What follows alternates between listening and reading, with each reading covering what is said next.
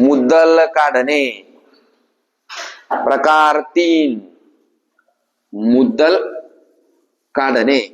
म्हणजेच आता प्रश्नात काय विचारीन रे तो, तर मुद्दलाची रक्कम काढा. म्हणजेच समोरचा विचारीन की किती पैसे दिले. मुद्दल म्हणजे काय, कर्जाची रक्कम. लिहून घेतलं होतं ना, वाचलं की नाही. मुद्दल म्हणजे काय, कर्जाची रक्कम. व्याजाने घेतलेल्या रकमेस मुद्दल असे म्हणतात. व्याजाने घेतलेल्या रकमेस मुद्दल असे म्हणतात. टाका तिथे मुद्दल काढण्याच्या खाली, व्याजाने घेतलेल्या रकमेस मुद्दल असे म्हणतात. आता ते मुद्दल काढणं शिकायचंय आपल्याला. पहिले काय शिकले आपण, व्याज काढणं. पहिले काय शिकले, व्याज काढणं. आता काय शिकले, रास काढणं. आता काय शिकतोय, मुद्दल काढणे. टाकलं हेडिंग, घ्या पहिला प्रश्न. दशादशे 8 दराने. दशादशे 8 दराने म्हणजे व्याजाचा दर किती रे, एका रकमेचे, अंडरलाईन, एका रकमेचे. दशादशे 8 दराने एका रकमेचे 2 वर्षाचे सरळ व्याज. 2 वर्षाचे सरळ व्याज 96 रुपये येते.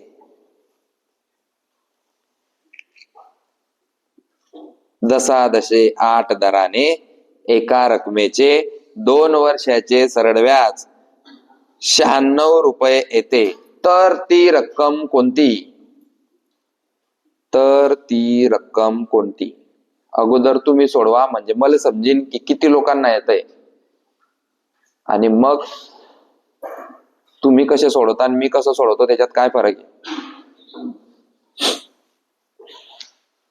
तर ती रक्कम कोणती. रक्कम कोणती म्हणजे काय, मुद्दल किती.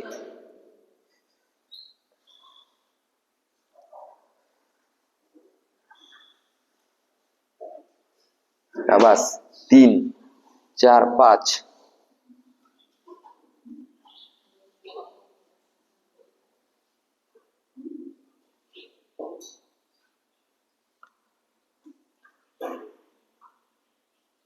बस 5. चला सगळ्यांनी बोर्डवर पहा, काही टेन्शनचं काम नाहीये. एक गोष्ट लक्षात ठेवा, खरेदी किंमत किती टक्के, मूळ किंमत किती टक्के. खरेदी किंमत म्हणजेच, समजतंय. तसंच मुद्दल हे नेहमी 100% असतं. लिहून गेला की तिथे, मुद्दल हे 100% असते. मुद्दल हे सेम खरेदी किमतीसारखं काम करतं. मुद्दल हे कशासारखं काम करतं, खरेदी किंमत सारखं काम करतं. आणि रास, रास रास ही विक्री किमतीसारखी काम करतं. तिथे उदाहरण दिलं होतं आपण, समजतंय का. खरेदी किंमत ही आई सारखी राहते आणि विक्री किंमत ही गर्लफ्रेंड सारखी, जी वाढते बी कमी बी होते. तसंच मुद्दल, मुद्दल हे कसं आहे, कॉन्स्टंट राहतं, 100% राहतं. पण रास ही कमी बी होऊ शकते, वाढू बी शकते. समजतंय का.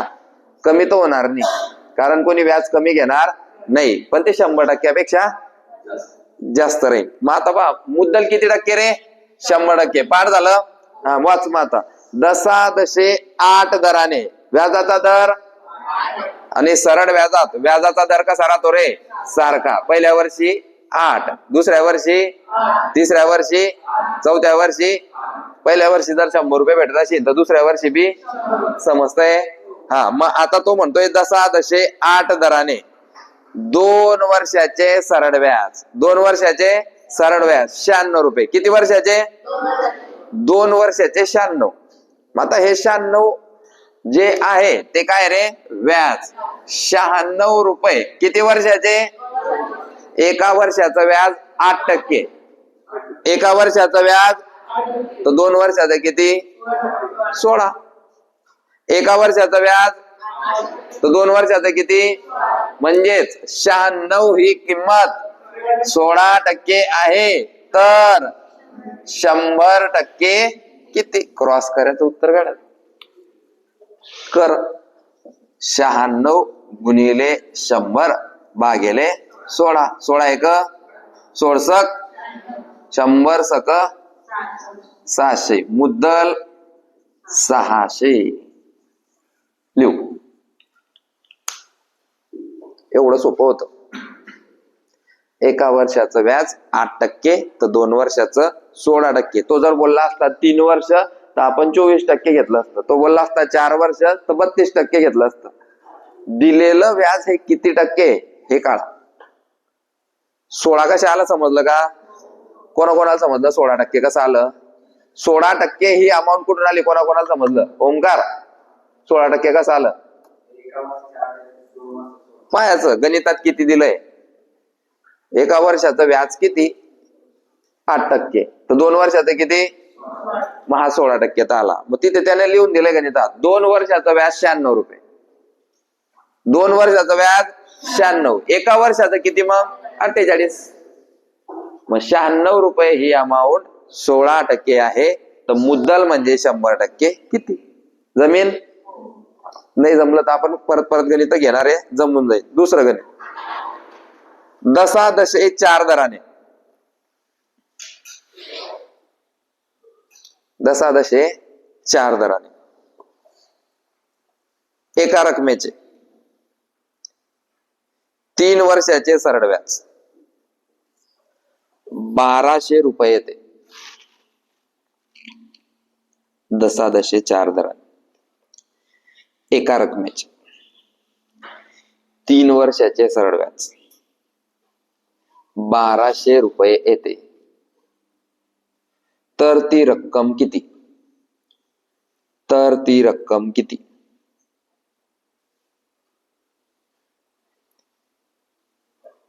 व्याजाचा दर किती रे? व्याजाचा दर किती? किती? 4च समजत नाही काही काही. किती रे? 4च लोक बोलतायत 4. व्याजाचा दर किती आहे? व्याज किती वर्षाचं आहे? मग 4 त्रिक म्हणजेच 12%. 12% बरोबर 1200 रुपये, तर 100% बरोबर किती? 12% बरोबर 1200 रुपये, तर 100% बरोबर किती? टक्क्याच्या खाली टक्के, टक्क्याच्या खाली टक्के. नाही समजलं तर बोर्डवर पाय. काय शिकतोय आपण? मुद्दल काढणे म्हणजेच 100% काढणे. मग तो म्हणतोय व्याजाचा दर 4%. व्याजाचा दर आणि व्याज किती भेटलाय रे? पण हे 1200 रुपये किती वर्षाचे रे? 3 वर्षाचे. एका वर्षाचे 4. एका वर्षाचे, तर 3 वर्षाचे किती? 12%. एका वर्षाचे 4%, तर 3 वर्षाचे, मग 12% बरोबर 1200 रुपये, तर 100% बरोबर किती? क्रॉस करायचं, उत्तर काढायचं. 1200 गुणिले 100 भागिले 12. 12 एक 12 शून्य 12 शून्य 100 गुणिले 100 10,000. ती रक्कम असेल 10,000. कोणाकोणाला समजलं रे? सर आता तर मी मुद्दल चुकूच शकत नाही, चुकूच शकत नाही असं कोणाकोणाला वाटतंय की आता मुद्दल चुकू काय करायचंय? मग पाय ध्यानात ठेव. पहिले तर तुला पायाचा व्याजाचा दर किती आहे? गणितात व्याजाचा दर किती आहे काय पाहायचं तुला? व्याजाचा दर किती आहे. त्याच्यानंतर दुसरं काम आहे की व्याज किती दिलंय, व्याज किती दिलेलं आहे हे पाहायचं. त्याच्यानंतर तिसरी गोष्ट पाहायची किती वर्षाचं आहे. मग व्याजाचा दर गुणिले किती वर्ष ते गुणिले करायचं. समजा 3 वर्ष असेल तर 12, 2 वर्ष असेल तर 8, 5 वर्ष असेल तर 20. समजतंय ना? आणि मग दिलेलं व्याज बरोबर तेवढे टक्के, तर 100% किती? जमीन?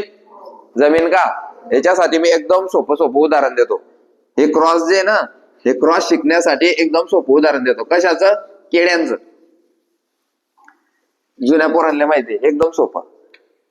जर 10 केळे, जर 10 केळे 50 रुपयाचे, कितीचे?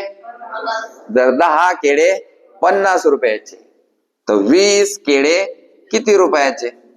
हे पाय पहिले ते उत्तर नको काढू, केळ्यान खाले केळे. मग आता उत्तर जे येईन ते कशात येईन? येईन का नाही? कशामध्ये येईन? रुपयामध्ये. मग तिथे प्रश्नचिन्ह. आता हे तर तोंडी बी जाईन आपलं. 10 केळे 50 रुपयाचे, तर 20 केळे किती रुपयाचे? उत्तर. मग हेच याला म्हणतात क्रॉस. आता हे क्रॉस कसं करता? जे जोडीमध्ये ते वरती 50 गुणिले 20 भागिले 10 आलं. 50 गुणिले भागिले केलं. हा एकटा का बरं आला? कारण याला जोडीदार नाही. म्हणजे जोडीदार नाही तो खाली, ज्याला जोडीदार नाही तो भागाकार. सोडवा. 0 गेला, 0 गेला. 50 दुनी, याला म्हणता क्रॉस. उत्तर काय आलं? 100 केळे का 100 रुपये? 100 रुपये. आता 4चे 4 लोक आहे गणितात, 4चे 4 लोक आहे. तुम्ही याच्यातला कोणता बी गायब केला तरी त्याचं उत्तर निघेल. समजा कोणाला वाटलं सर आता उत्तर सगळ्यांना माहिती, किती गायब करतो मी? 20 गायब करतो. बाहेर 20 गायब केला. आता 20 कसा आणतो पाय? मग 20 जर गायब केला त्याच्या जागी काय येईल रे? प्रश्नचिन्ह. क्रॉस करायचं. जोडीमध्ये कोण कोण दिसतंय? 10 गुणिले 100 भागिले हा सिंगल 50. 0 गेला, 0 गेला. 5 1 5 दुनी 10 दुनी बाहेर बरोबर 20 उडवला होता आपण इथून. म्हणजे या 4 पैकी कोणी बी गेला तर तो आपल्याला भेटेल. जे 4 घरांपैकी 3 घरं आपल्याला दिलेले असतात, 1 घर आपल्याला काढावं लागतं. याला म्हणतात क्रॉस गुणाकार. आणि हा क्रॉस गुणाकार आपण खरेदी किंमत मध्ये बी पाहिला. खरेदी किंमत काढण्यासाठी गणित क्रमांक 10.5 दराने, 10.5 दराने एका रकमेचे 2 वर्षाचे सरळ व्याज 5,000 रुपये येते. 10.5 दराने एका रकमेचे 2 वर्षाचे सरळ व्याज 5,000 रुपये येते.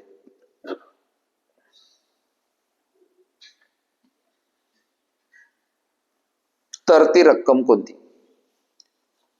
तर ती रक्कम कोणती?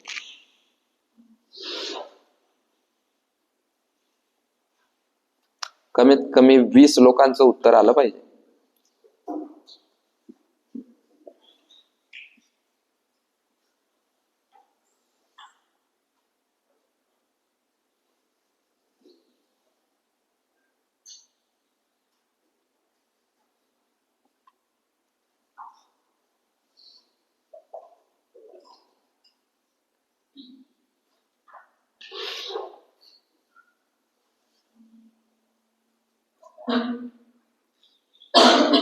व्याजाचा दर 5%, व्याज 5,000 रुपये, पण 2 वर्षाचा आहे.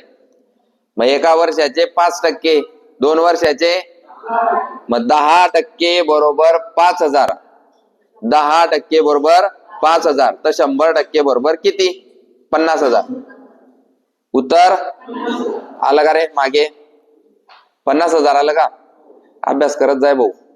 रोज प्रॅक्टिस झाली पाहिजे झालेल्या गणितांची. मस्त वहीला याची 20-30 रुपयाची. रोज ते गणित सोडवून टाकायचे. उत्तर आलं 50,000. कोणाकोणाचं उत्तर आलं 50,000? भरपूर लोकांचं आलंय. म्हणजे जमायला लागले. हे जमत ते लोकांले, कारण हे मुद्दल काढणं कठीण वाटतं. का बरं कठीण वाटतं? कारण की व्याजाचा दर वेगळा, व्याज वेगळं. मग ते काय करता माहितीये का? 5,000 ही रक्कम 5%, 5,000 ही रक्कम 5%, तर 100% किती? तर ते 5% जे दिसत आहे ते आपल्याला डोळ्यांना दिसत आहे, पण ते आहे किती? 10. कारण ते 2 वर्षाचं विचारलंय. समजतंय का? मग तेवढं फक्त बारीक पॉइंट आहे, तू लक्षात ठेवायचा. घ्या पुढचं. 10.15 दराने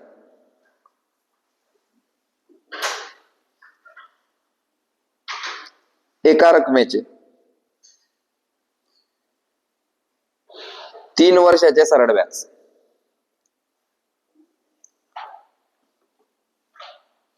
₹4,500 येते.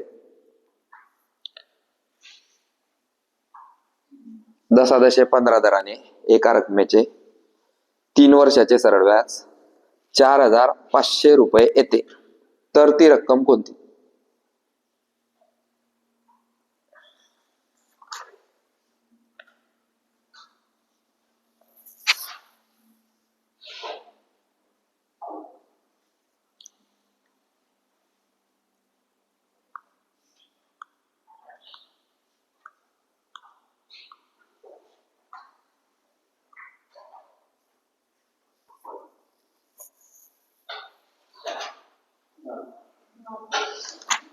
उत्तर कोण सांगतं? तेच लोक हातवरती करताय. सोडू द्या बाकी जाणले. हा तू सांगू. 10,000. 10,000. 10,000 आलं का? 10,000. गणित क्रमांक 5.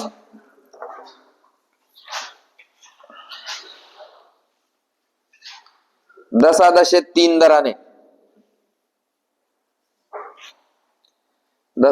3 दराने एका रकमेचे सरळ व्याज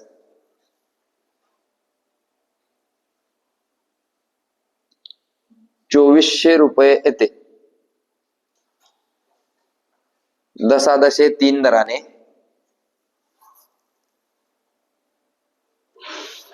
एका रकमेचे सरळ व्याज ₹2,400 येते. हे व्याज 3 वर्षाचे आहे. हे व्याज 3 वर्षाचे आहे. तर मुद्दल काढा.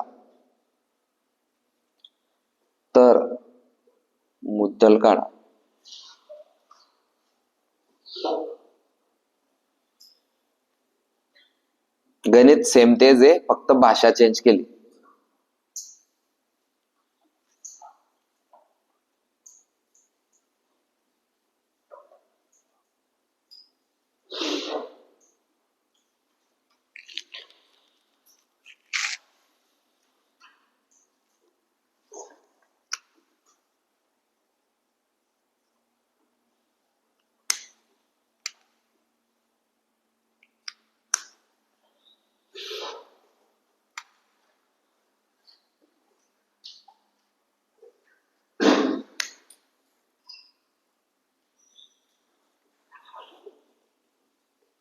पॉइंट मध्ये गेला का?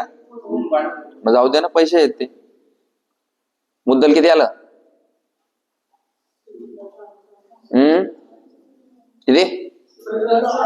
26,600.66. बरोबर आहे मग.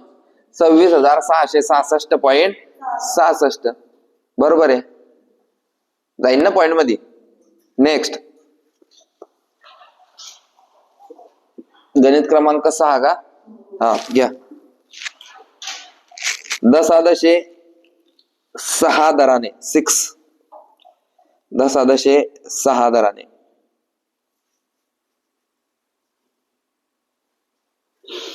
एका रकमेचे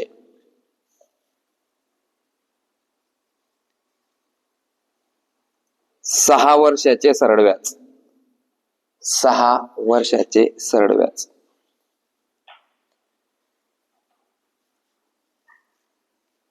1,500 येते. 1,500 येते. तर ती रक्कम काढा.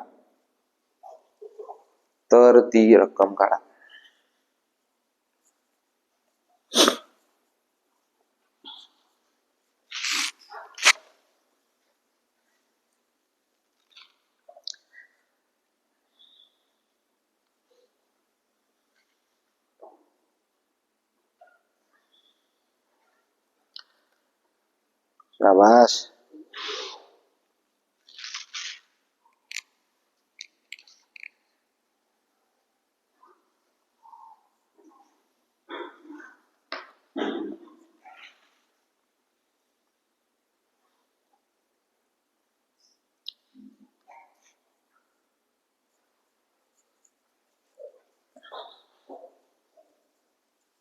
दरवेळेस कॅल्क्युलेशन सोपं येईन का? 6,000 ही रक्कम किती टक्के आहे ते लिहू पहिले. 100% व्याज येते. 6,000 लिहिलं तू ना, दसा दशे 6 दराने असं बोललाय मी. 6,000 दराने घेतलंय. 6. तू 36,000 पर्यंत चालला गेला. नेमन वाजगणी 6,000. 6,000चा काय संबंध नाही तरी. व्याज किती रे? 1,500 रुपये. 1,500 ही अमाऊंट 36% आहे. ते 500 कसं काय आलं? हा बरोबर. 1,500 ही अमाऊंट 36% आहे, तर 100% किती? मग 1,500 गुणिले 100 भागिले 36, 2 न भाग द्यायचा.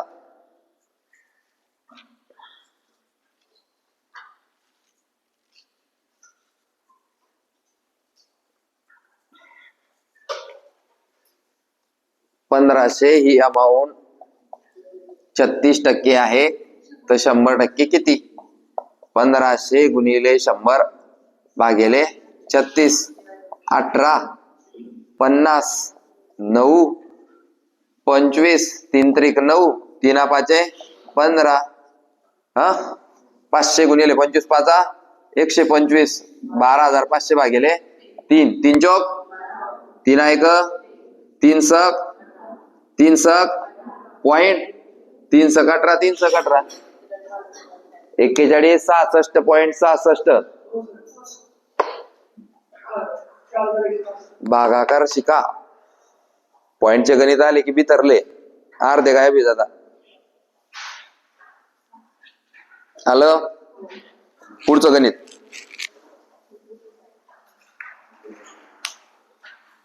दशादशे 4 दराने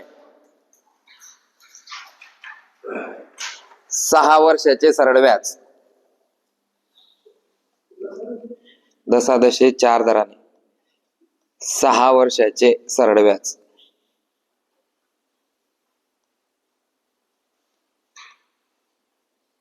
₹2,400 येते. 2,400 रुपये येते. तर ती रक्कम काढा.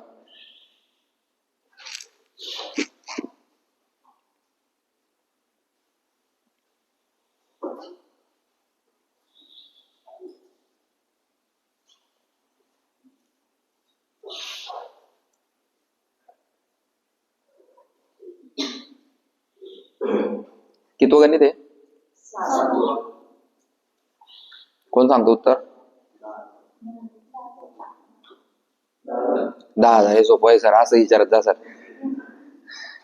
अरे हो, ते कठीण गणित विचारता सोपं विचारलं सगळे पोलीस विचारतील. उत्तर 10,000. शेवटचं गणित मग आठवं. कॅल्क्युलेशन फास्ट करा तुम्ही.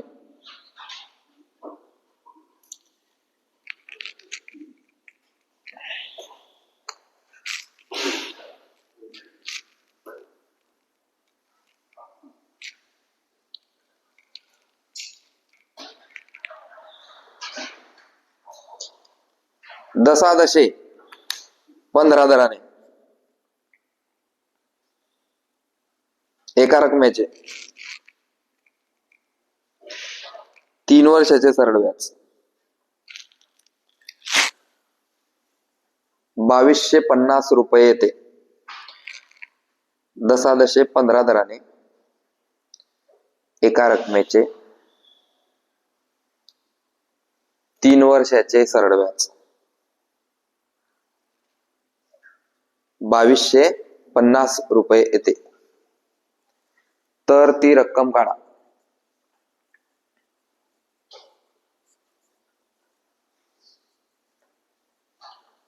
शाबास. 2,250 ही अमाऊंट 45% आहे, तर 100% किती? याची आजच्या आज जर प्रॅक्टिस नाही केली तर तो 45 कुठून आलाय काहीच समजणार नाही. चुकलं रे.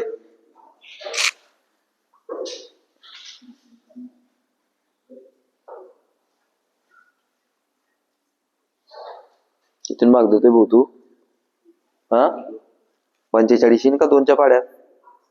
मग कस का 2 भाग देतोय तू? 9 5 45 9 दे.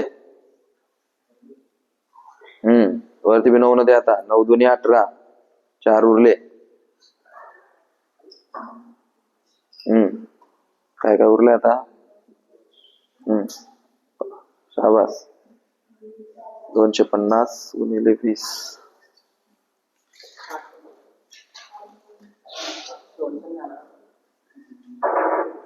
अरे कॅल्क्युलेशन बरोबर कर ना. कितीनं भाग दिला तू ना? 5 न दिला. 5 न 45 5 चोक 20 2 5 5 25 आणि हा 0 450 झाले ते. मग तुला 45च घेतले. परत लिहू दे. परत सोडावा ना मग उत्तर.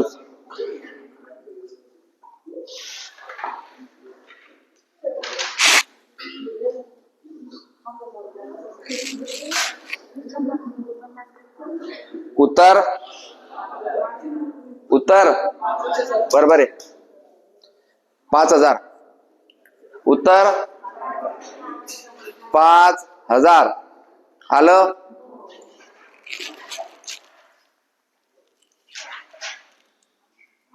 नेक्स्ट शेवटचं गणित. असं म्हणलं की चांगलं वाटतं सर. म्हणजे माझ्या लेक्चर संपायची वाट पाहता का तुम्ही? ज्या दिवशी असं व्हायला लागेल त्या दिवशी मी संन्यास घे टाकीन. 10 दराने 10 दराने एका रकमेचे 3 वर्षाचे सरळ व्याज 6000 रुपये येते. 10 दराने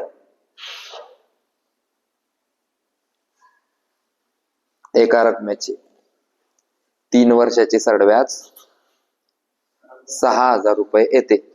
तर ती रक्कम काढा.